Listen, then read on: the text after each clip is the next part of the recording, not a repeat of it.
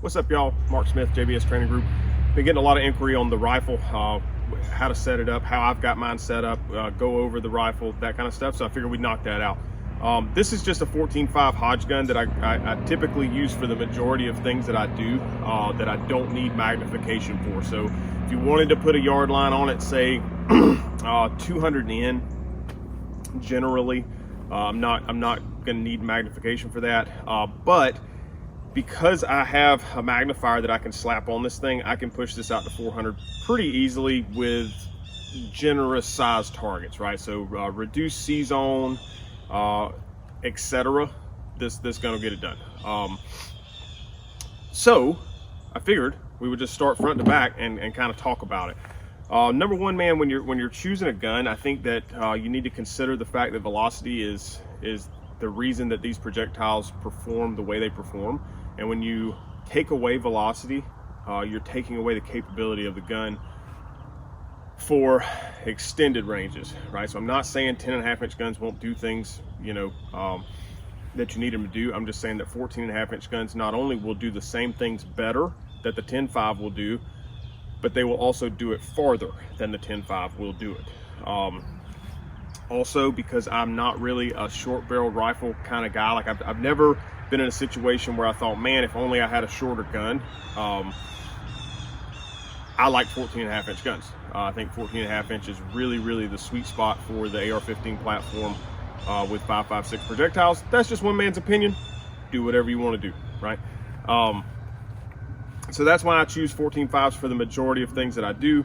And I figured with this, we'll kind of do a little series. This is the do-all gun, 200 yards and in. We'll jump over to the other guns a little bit later, but we'll kind of go front to back on this one and talk about it and let you guys know why I do what I do with these things. So first and foremost, we'll start from the front. This is a Knights Armament QDC CQB suppressor. It's a mouthful. Comes on and off real easily. I choose flash hiders for the majority of the rifles that I do, simply because I don't like the gun doing things with recoil for me because of how I've gotten pretty good at getting behind a gun and making it stop recoil. And so when I add in things like comps that are trying to force the gun a certain direction for me, it actually causes me to have what I call negative recoil, where the gun goes down instead of up, and it's just weird. I just don't prefer it. Also, flash suppression is a thing, and I want as much of that as I can get because I don't need the ports to do the recoil work for me. So I chose this particular flash hider for no other reason other than I had this particular can and I had this thing laying around. So that's why it wears what it wears. Sometimes I'll go unsuppressed, but for the majority of things that I do, it's going to be suppressed, mainly because the wife doesn't like big loud rifles going off all the time in the backyard.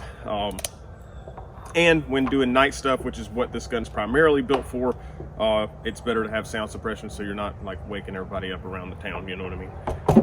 So that's what I got on that. S-lock rail from Hodge Defense. I really like the S-lock. It's a really good blend between the wedge lock, like the thinness, if I can say that, of the wedge lock and the nimbleness. So I'm making words up today. Of the wedge lock and the beefy strength that is the pinch lock without being so girthy. So I like the S-lock for that reason. It gives you plenty of M-lock slots all the way around at the front. If you're one of those dudes that wants to use the M-lock slots to mount your stuff in different angles, that's cool. It does that. It also has plenty of vent holes to keep this thing from getting good and hot. I just really like the rail. So that's what I got on that. From there, we can go ahead and talk about lights and lasers. So I'm a huge fan of the Maul and its adjustability on demand. You would call it ergonomics, I guess, is uncontested. There's nothing else out there like it. So far as this video being made, as far as I want to go from low power to mid power, change a setting, there's nothing as ergonomic as the Maul where I can do all of that without having to see the actual LAM, that is laser aiming module. So I really dig the Maul, and that's why it's on there. This is a Mod Light PLHV2 18650 version. I don't need a tiny light because I have plenty of rail space. Once again, a benefit of 14.5 guns and longer rails. Therefore, I get more juice out of an 18-650 battery than I would an 18-350. So why not just put the big one on there? It's not that big of a weight savings, space savings, and I don't really need the space savings anyway. Yeah. Moving on back, so we got to talk about how we control that stuff. A couple things to consider. I like tape switches because I run longer guns, and I can't really get my hand all the way out front to activate all of this stuff without breaking down my structure behind the gun, which is very important for shooting the gun. So I don't want to do that. So I like tape switches to be able to move those controls back to where my natural hand placement is on the rifle. So why did I choose the Unity taps? So I choose the Unity taps for a couple of reasons. Understand that my reasons don't have to necessarily parallel your reasons, right? It's just, this is why I do what I do. I like a switch that'll do both of these objects, actuate both of these items at the same time if necessary. So what does all that mean? So front switch is going to be our light, so I push that and I get my white light any old day of the week, no matter what setting is on, you know, that kind of thing. The rear button, so if I flip this to Viz so you can see it, the rear button is going to give me that that green visible laser, because that's what I've got actuated right now. If I were to push the front button, it's now going to give me white light and visible laser. If it's on IR setting and you push the front button, it's going to give you white light and IR laser. So why does all that matter? Man, I learned a while back in the shoot house, I don't really like being down in the optic, going through shoot houses and doing stuff. And I was gonna actuate the white light anyway to be moving through the structure, and I really liked having the aim point being visible while I was using the white light, so I could just come up, keep my head up, and go bang like that without having to suck down into the gun. There's something, it could just be me, right? But I don't like obscuring my vision. Excuse me. I don't like obscuring my vision with an optic housing when there are potentially other things that are trying to hurt me in this building. It's just a weird psychological thing for me. I just don't like to do it. I like to be up off the gun with the laser. And that's a reason, right? That's the visible spectrum reason. Once we get into the IR, there have been times, once again, in training, I don't think I've ever seen this problem for real based on what I do with these guns, but in training for sure, running through shoot houses under nods and encountering what we call photonic barriers, which are bright lights that are overwhelming my night vision. I can't see through that light, and so I hit the laser. The laser and the power that it possesses is not enough, or not as much as I would want to be able to bust through that photonic barrier and see into that. So I have had situations before where I went to the front button to actuate the white light and the IR, and so now the white light overwhelms that photonic barrier. The infrared helps overwhelm that photonic barrier, and I still have a laser aiming point that I can use to deal with whatever is causing that white light to be shown towards me.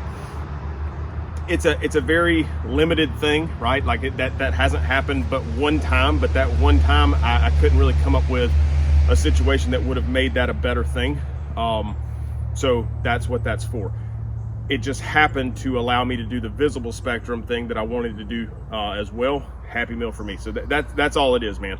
On the light itself, I use DS00 switches, and the reason I like the DS00 switch from Surefire is because tape switches can fail, so I always like to have some, redundancy plans in place if need be. So one of those, obviously, if I push this laser fire button and the laser doesn't fire, I can just go straight to the maul itself and actuate it with its button. So that's my redundancy for the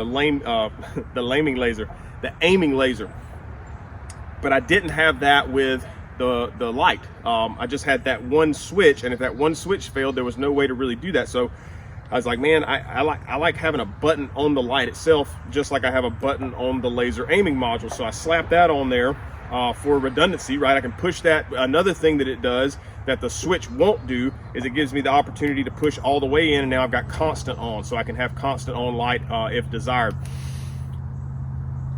the byproduct of having this that I kind of figured out along the way was it was really neat for getting light actuated in weird, unorthodox places, right? So like if I'm forced urban prone right underneath something weird and I'm using my hand to adjust elevation, I can just reach over here, find that button and push to actuate that white light while my hand and my position is not broken. I don't have to come up over here and try to hold the gun up. That's just one example of a couple, right? It just gives you options. That's all it is. I hold all of these switches down. Well, the switches are held down with the mounting hardware that they come with, but the wires I hold down with the little mini zip ties that you can get a pack of 100 for like $4 at any store almost. Those have worked well for me. A lot of people say, oh, they're going to melt, they're going to break, they're going to do whatever. I'll tell you this, and this is from my heart to yours, man, with all the truth I can muster. I ain't never, not once, not ever broke a zip tie. Now, does that mean they don't break? No.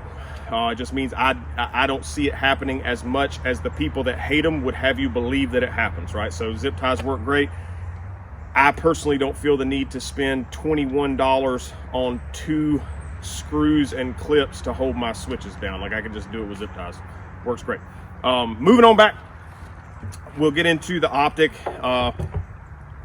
It's no real secret. I like EOTechs. I like EOTechs because of how big the window is. But you kind of got to understand the purpose of the gun. So the purpose of this gun is the 200 yard and in, and primarily the night gun. So what's cool about an EOTech at night? The EOTech is one of the few optics that I've seen that under nods you can pick the gun up and actually passively aim through it and be able to see not only the dot itself, but see the image through the optic.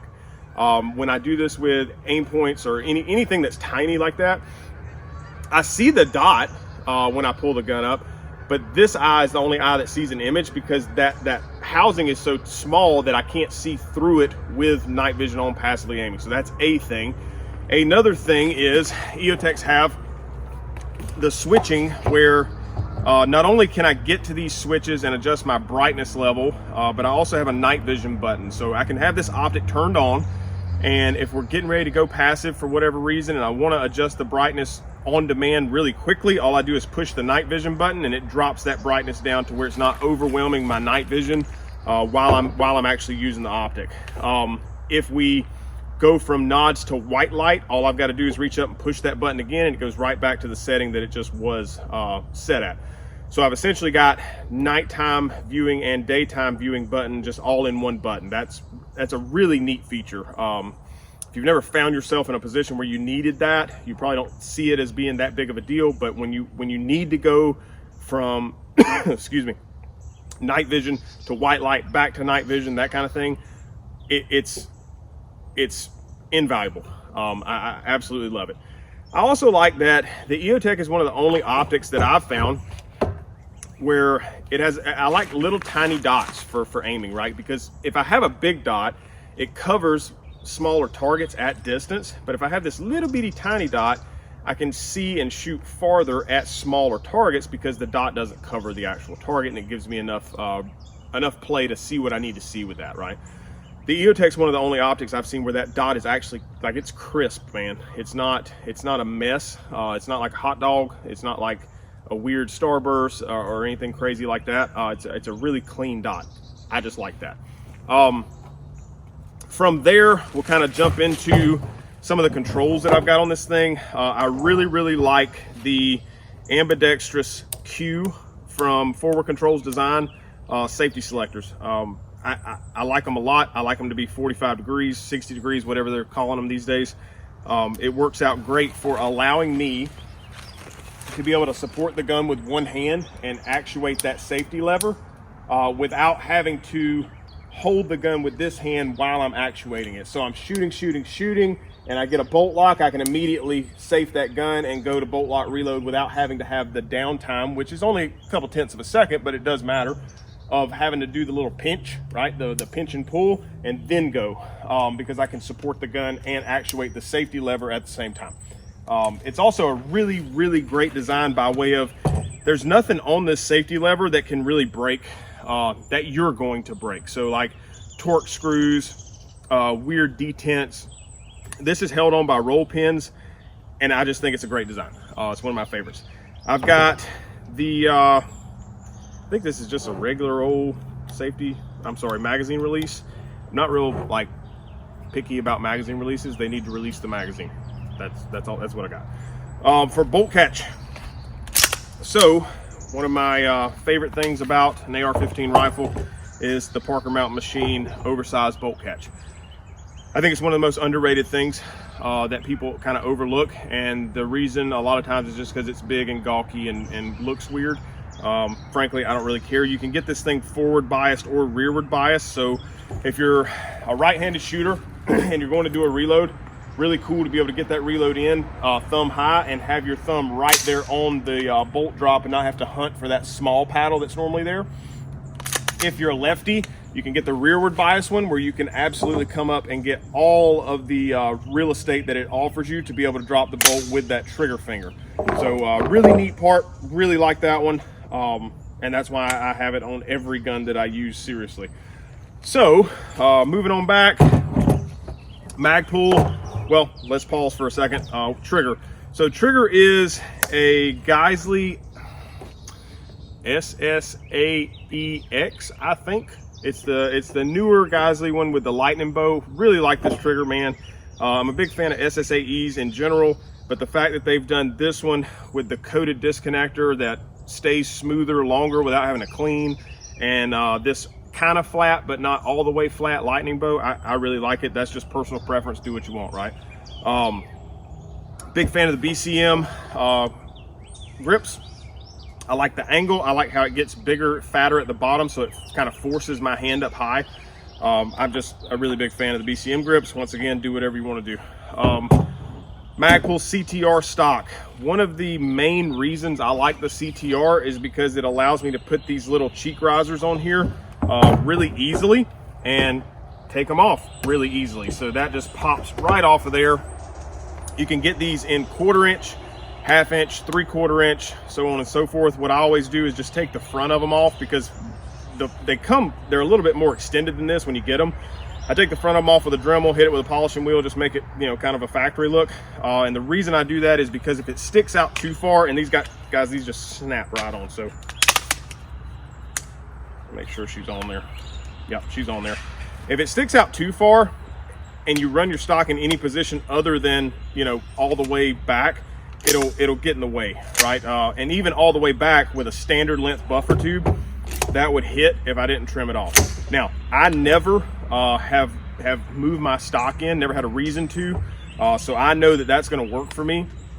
And even if I have to, the odds of me having to manipulate a charging handle all the way rear in the middle of some shooting, pretty rare. So I'm not all that worried about it. If I have to, I just pop that thing back, run it, and I can set it right back up there pretty quickly. It's not that big of a deal. So that's why I use that stock.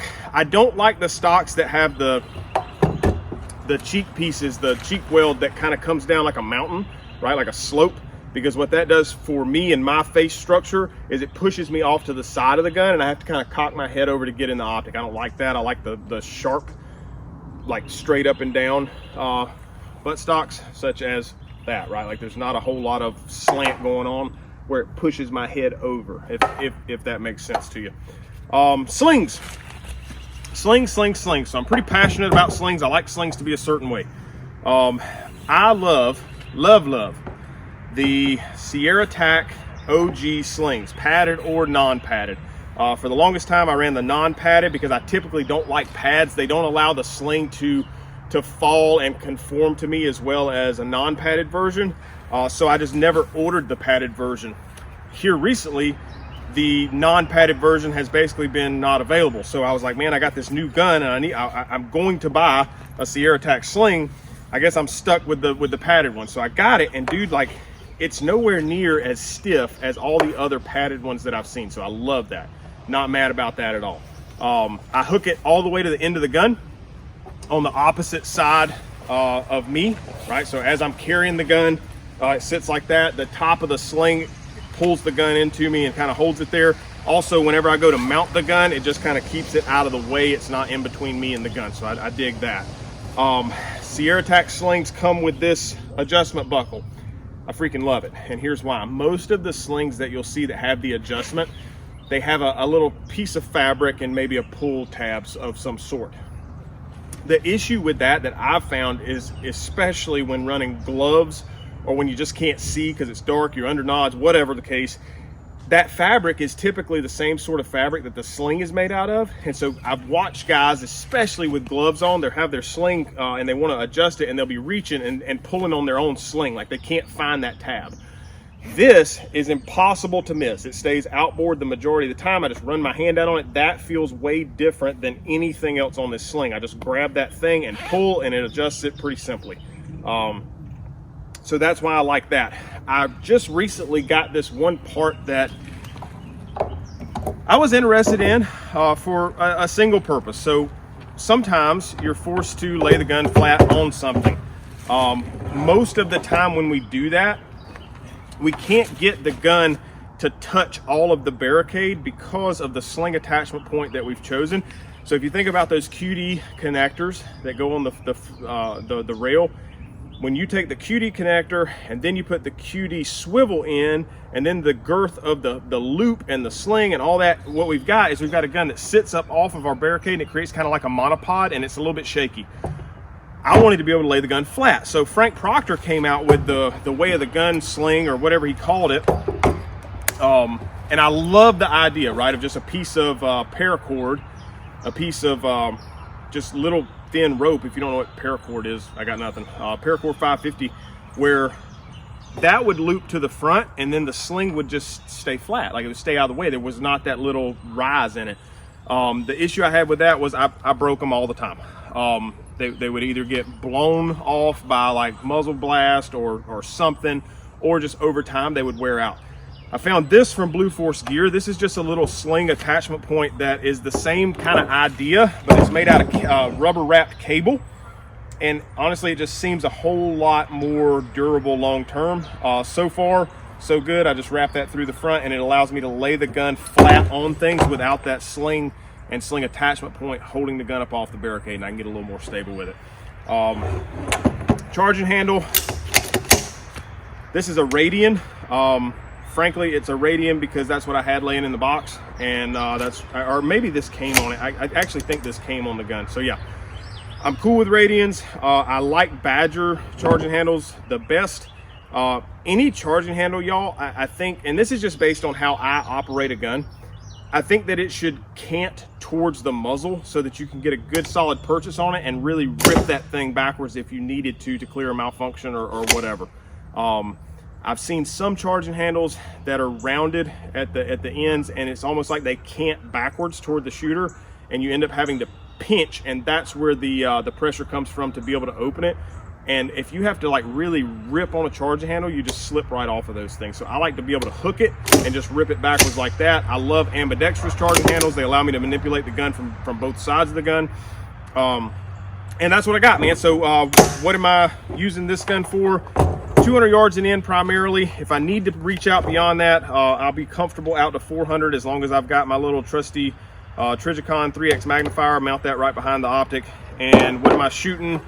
This gun is zeroed for and data traced on 62 grain TSX, Black Hills loaded 62 grain. And this stuff flies great. So 50 yards on this guy, and a 50-yard zero with that ammo at the velocity that it's moving allows me to hold point of aim, point of impact within 3 inches out to 219 yards. And that works out great for me. I don't have to worry about hold under, hold over, that kind of stuff.